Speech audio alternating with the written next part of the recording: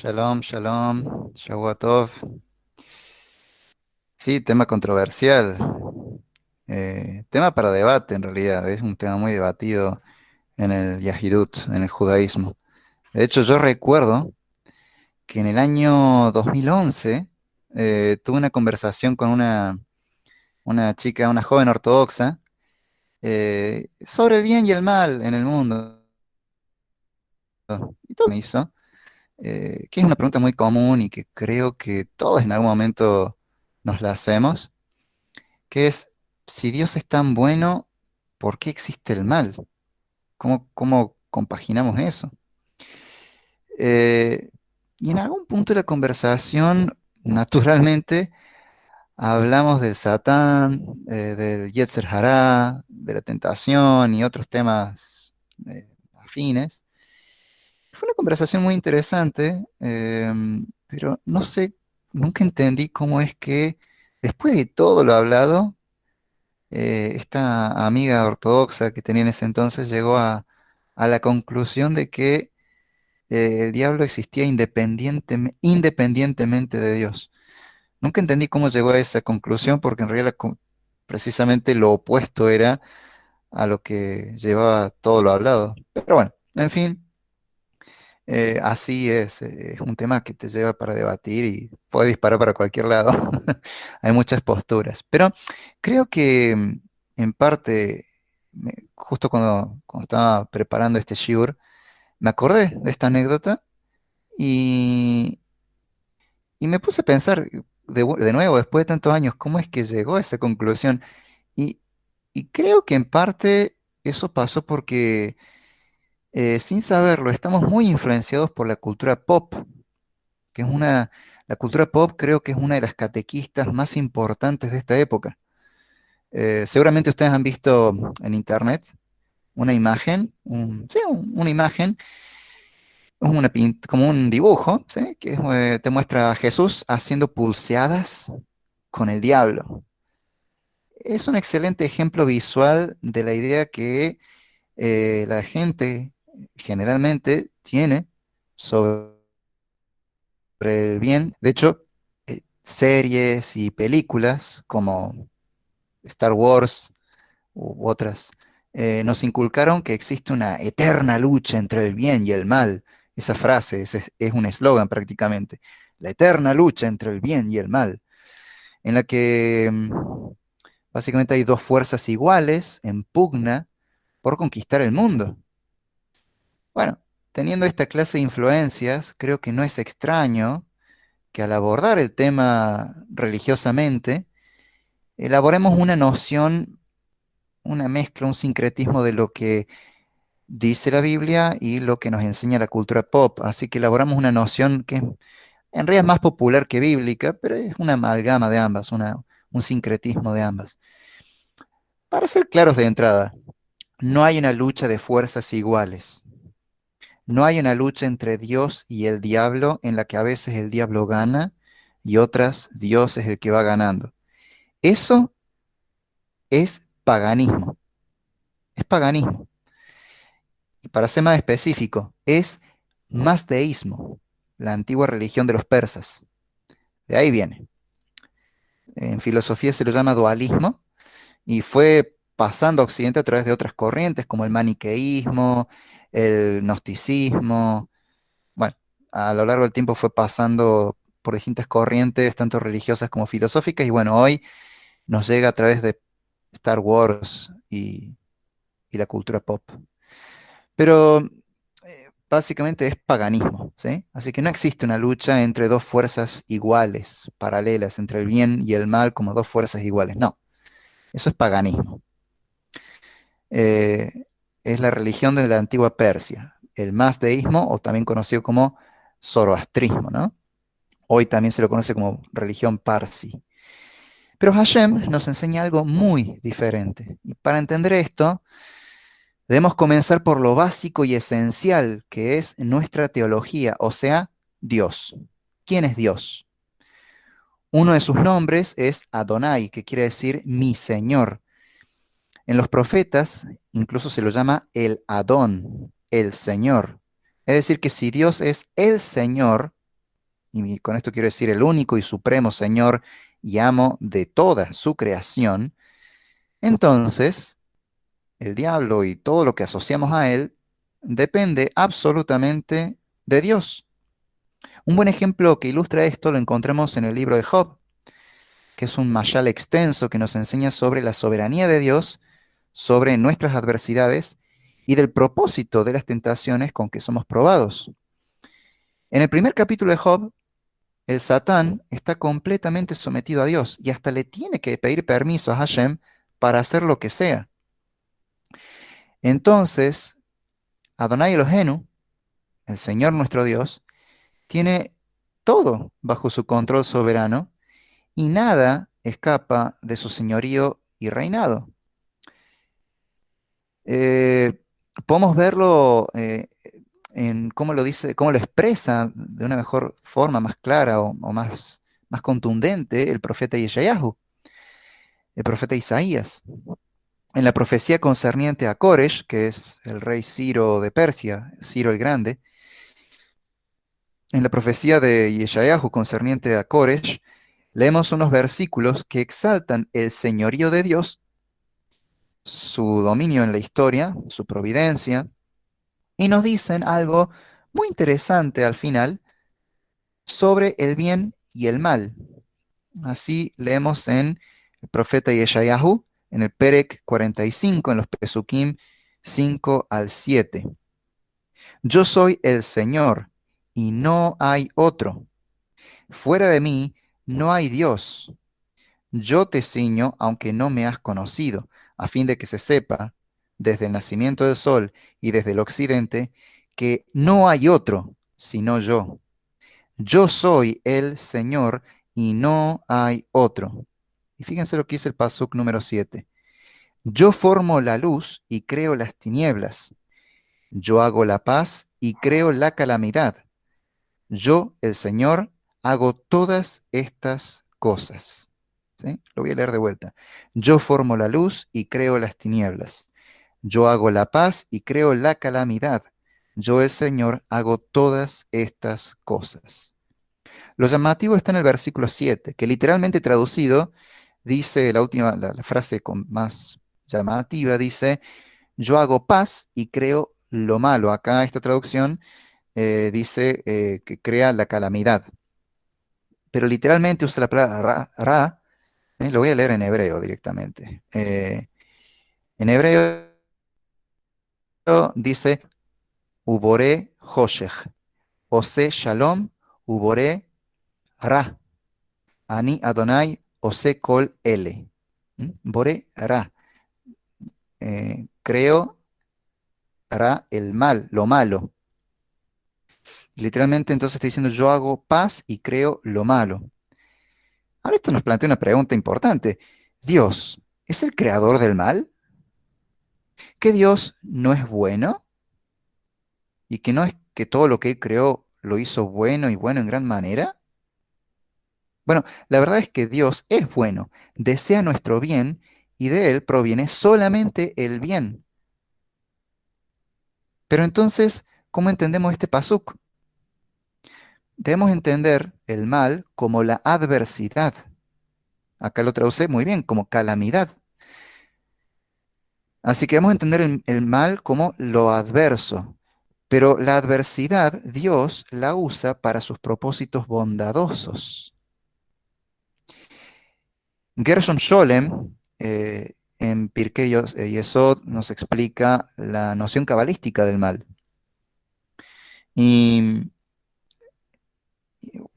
bueno, para los que no saben, él es un historiador, eh, entre otras profesiones que tenía, una mente brillante, que se especializó mucho en lo que es el misticismo judío, la cábala. Entonces, lo que está en el Zohar, por ejemplo, habla sobre las fuerzas de arriba, o sea, las fuerzas del mundo espiritual, y entre otras cosas nos habla de lo que el Zohar llama los siete palacios de, de- del demonio o los siete palacios del Satán. Em, Gershom Scholem, al explicar lo que el Zohar enseña sobre el mal, ¿sí? O sobre la figura del demonio, el Satán, nos explica que esta figura del Satán o del demonio, el diablo, en el Zohar es en realidad descrito como un elemento más de esa dualidad y clemencia, masculino y femenino, eh, el bien, el lado del bien y el otro lado, que sería el lado del mal, son todos pares que, eh, escuche, ah, ¿se escucha bien? Sí. Son todos Se escucha pares medio cortado, Leo, pero sí se escucha que bien. tienen una función dentro. Ah, bien, bien, bien.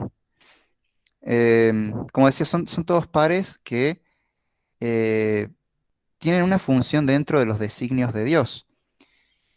Eh, en el caso del Satán, él es un espíritu tentador.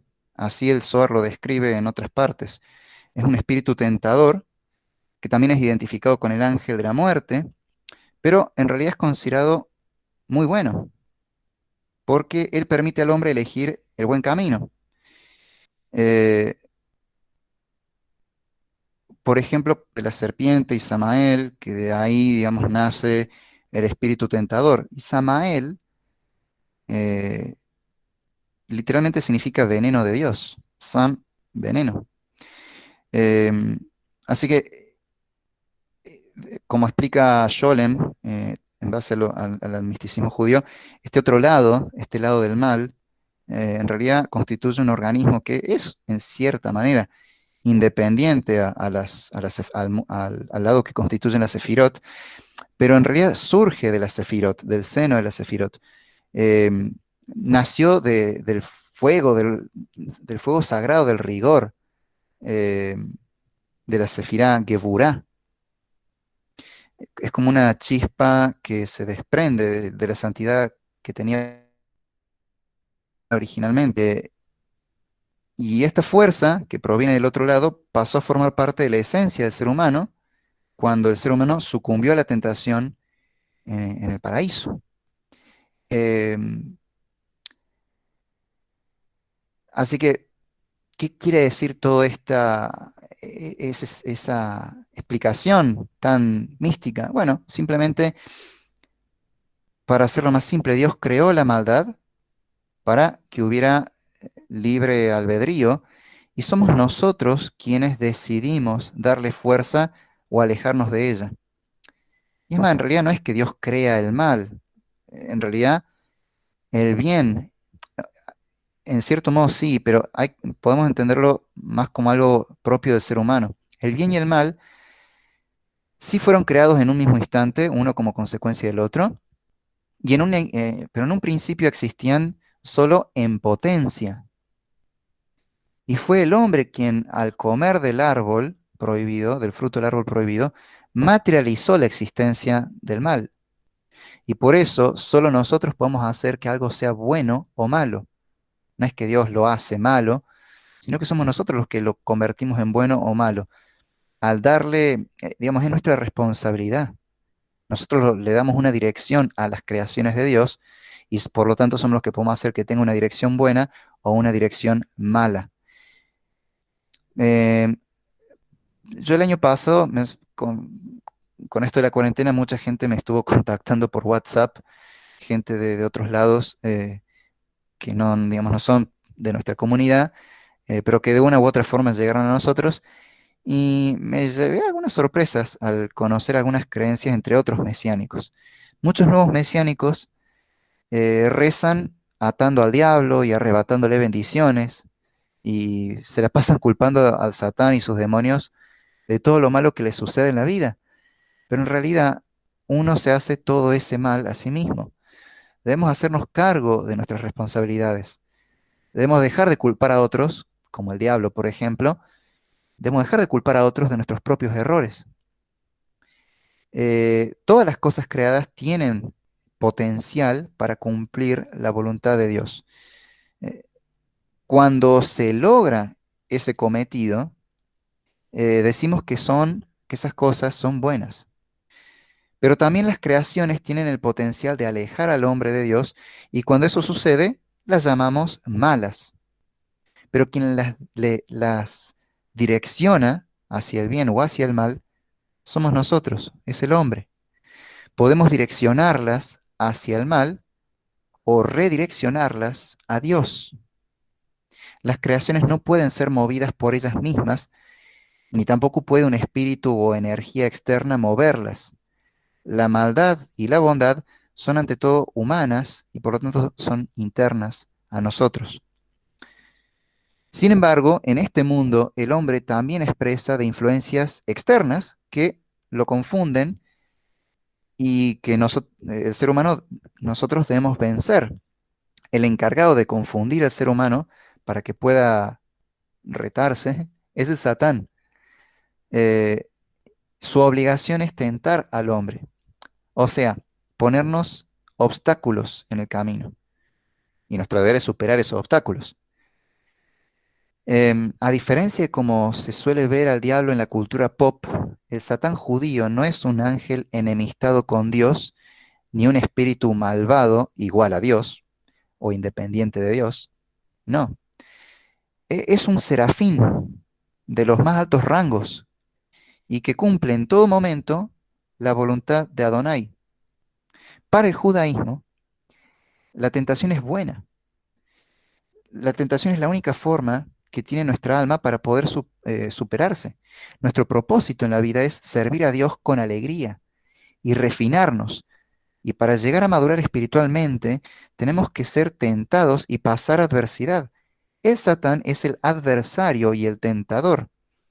El alma viene a este mundo a vivir el libre albedrío, a perfeccionarse y a acercarse a Dios más plenamente tras haber sido purificada para estar ante su presencia. Y esto es posible únicamente gracias a que existe la tentación. Y este ángel, el Satán, además de ser el tentador, el adversario, el que pone las adversidades, es el encargado de juzgar al alma en la corte divina. Por eso también se lo llama diablo, que significa calumniador o acusador. También es el encargado de traer la muerte al cuerpo. Por eso el Zohar lo llama el ángel de la muerte. Tanto la tentación como la muerte y el juicio divino son procesos por medio de los cuales el hombre puede regresar a un estado de pureza y llegar al mundo venidero. Así que para el judaísmo, el Satán es un ángel muy bueno y benigno para nosotros. Pero este ángel dejará de existir algún día. Luego de la era mesiánica, cuando las almas se hayan reunido a sus cuerpos recién purificados en la resurrección y tenga lugar el juicio final y la llegada del mundo venidero, la tentación y la muerte ya no serán necesarias y la maldad habrá dejado de existir. En ese mundo, la función del Satán habrá sido completada y por lo tanto este ángel desaparecerá junto con otras criaturas mal formadas o digamos que están relacionadas con su función, con esta función que a veces vemos como mala. Eh, Porque va a dejar de existir porque ya va a haber cumplido su propósito y en el mundo venidero ya no va a ser necesario esa función. Entonces, él ya no va a existir más en ese momento. O sea que ni siquiera tiene una existencia eh, eterna o inmortal como el ser humano. O sea, no es como Dios, es una creación de Dios y tampoco es como el ser humano porque no tiene inmortalidad. Algún día va a dejar de existir. Una vez que cumpla con su propósito a plenitud, que eso pasará precisamente cuando tengamos que entrar al mundo venidero. Todo esto se encuentra explicado a través de distintos símbolos y midrashim en la vasta literatura rabínica, eh, pero también está en el Tanaj. A su vez, esta forma de entender el bien y el mal, el Satán y los demonios, las pruebas y las tentaciones, la paz y la adversidad, también se encuentra desarrollada en el Brit Hadashah y en la amplia teología cristiana. Y curiosamente, o coincidentemente, el entendimiento en la teología cristiana y en el Brit Hadashah es el mismo, casi en su totalidad, eh, como se da en el judaísmo, y apenas tiene algunas diferencias menores. Sin embargo, cabe destacar que el fuerte avance del secularismo, del sincretismo y del liberalismo teológico sobre las grandes religiones en Occidente en los últimos 200 años ha traído como consecuencia que hoy asistamos a una versión circense y decadente de la fe, tanto en el ámbito judío como cristiano, creo que en menor medida en el ámbito judío, eh, que en un extremo raya con la incredulidad atea o en el otro extremo con ese escapismo de quienes no se quieren hacer responsables de sus propios errores. Así que no es extraño que entre judíos se escuche decir que no creemos en el adversario, o no es extraño ver en el mesianismo prácticas animistas y nuevaeristas, como por ejemplo pelear con el diablo a través de la tefilá. Ambas son versiones reduccionistas, simplistas o incluso paganas de lo que la Torá, los profetas, los escritos y el nuevo pacto enseñan sobre los seres espirituales. Así que si alguien me pregunta, ¿los judíos creemos en el Satán? Mi respuesta rabínica eh, típica es sí, pero no. Típica respuesta rabínica que no te la deja picando.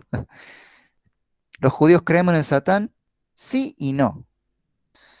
Em, y a todo esto debo agregar que tampoco estoy siendo exhaustivo con el tema.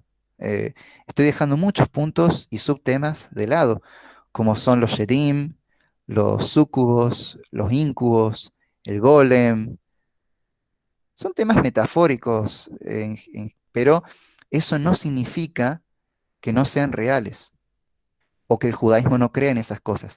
Sí creemos y sí son reales, pero muchas veces las explicamos con un lenguaje rico en simbolismo. Así que puede llegar a ser un poco confuso para algunos. Eh, por eso algunos dirán, ah, esto es una locura, o lo creerán de lleno. Bueno, algunos, al no haber recibido la instrucción apropiada sobre estos temas, pueden llegar a caer en la superstición e incluso el miedo, otros en la incredulidad absoluta. Pero en realidad, que lo expliquemos de forma metafórica no quiere decir que no sea real y que por lo tanto no creamos en esto. Es real y lo creemos, pero nuestras explicaciones suelen ser eh, de tipo midrásico. Ahora, independientemente de cuánto entendamos del tema, o si adherimos a las posturas más heterodoxas, o sea, menos ortodoxas, debemos tener en claro que Dios es el Señor y está por encima de toda su creación y la gobierna con poder absoluto. Esa es la base de toda nuestra emuná, de toda nuestra religión. Si entendemos eso y lo creemos con fe absoluta, todo lo demás podrá estar mejor encaminado y podremos tener un entendimiento mucho más eh, bíblico de cualquier tema que nos planteemos, como este, por ejemplo.